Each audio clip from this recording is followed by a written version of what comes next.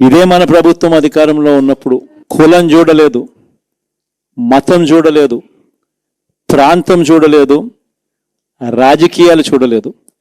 చివరికి ఏ పార్టీకి ఎవరు ఓటు వేశారు అన్నది కూడా చూడకుండా ప్రతి పథకము కూడా డోర్ డెలివరీ చేయించాం మనం.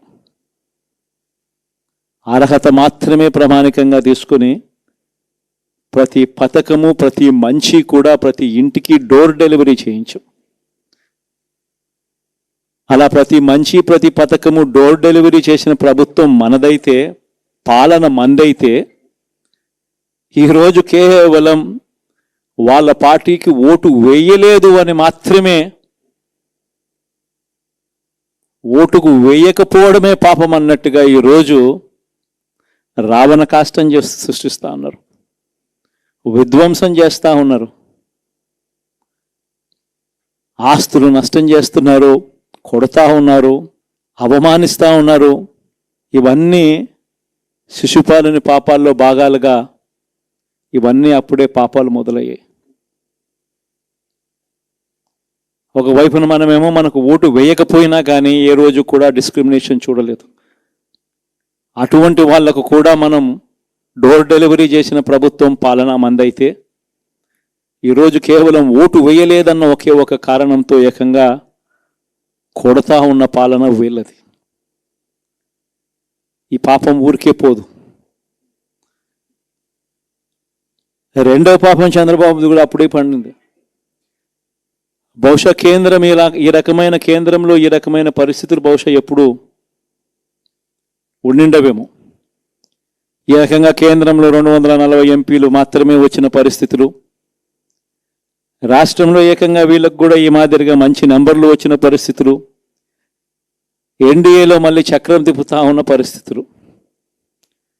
ఇలాంటి పరిస్థితుల్లో కూడా ప్రత్యేక హోదాను అడక్కపోవడం చంద్రబాబు చేసిన మరో పాపానికి కూడా మరో నాంది. బూతులు మాట్లాడే నేతల్ని, అరాచక శక్తుల్ని, అవినీతి పరుల్ని చూశారు. పాలకులంటే ఎలా ఉండాలో చూశారు. ఈ 5 సంవత్సరాల్లో పాలకుడు ఎలాంటి వాడు వచ్చి అర్హత లేని వ్యక్తి ఏ విధంగా ఉన్నాడో చూశారంటే, ఈరోజు ఇచ్చిన తీర్పు ఈ 5 ఏళ్లు పరిపాలించినటువంటి వ్యక్తి యొక్క ప్రవర్తన చూసిన తర్వాత ఇలాంటి వ్యక్తి పాలనకు పనికిరాడనే ఉద్దేశంతో ఓట్లు చేసే పరిస్థితికి వచ్చారు. ఇది నా ఉద్దేశ ప్రకారం ఒక కేస్ స్టడీ అవుతుంది మనందరం కానీ జాగ్రత్తగా ఆలోచిస్తే. కానీ మనం కూడా అదే విధంగా కక్ష తీర్చుకోవాలి అని కానీ మనం ముందుకు పోతే మనకు కూడా సమస్య వస్తుంది. అదే సమయంలో ఒకటే చెప్తున్నా, తప్పు చేసిన వాడిని క్షమించి పూర్తిగా వదిలిపెడితే కూడా మళ్ళా అలవాటుగా మారుతుంది.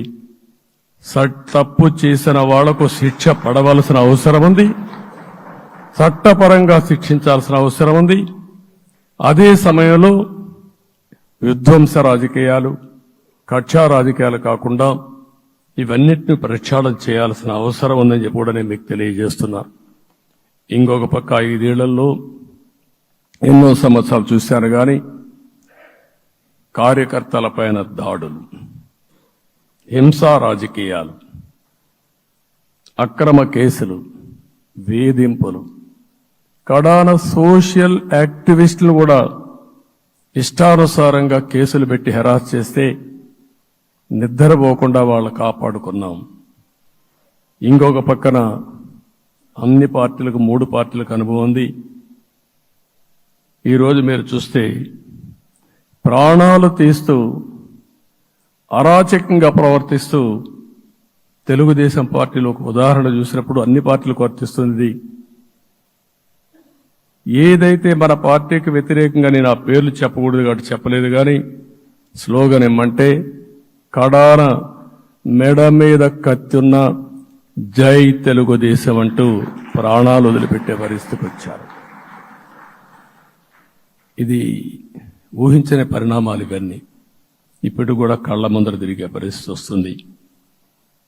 అందుకే ఈరోజు మనందరం కూడా ఇవన్నీ గుర్తుపెట్టుకొని నాకు జరిగిన అవమానాలు చూశారు. నేను అందుకే మా కుటుంబానికి జరిగిన అవమానంతో నేను కూడా భరించలేక బయట వచ్చినప్పుడు ఒకటే శపథం చేసి వచ్చాను. ఆ శపథం, ఇది గౌరవ సభ కాదు, ఇది కౌరవ సభ. ప్రజాక్షేత్రంలో గెలిచి మళ్లీ ఈ సభను గౌరవ సభగా చేసి అడుగు పెడతానని చెప్పి శపథం చేసి బయట వచ్చాను.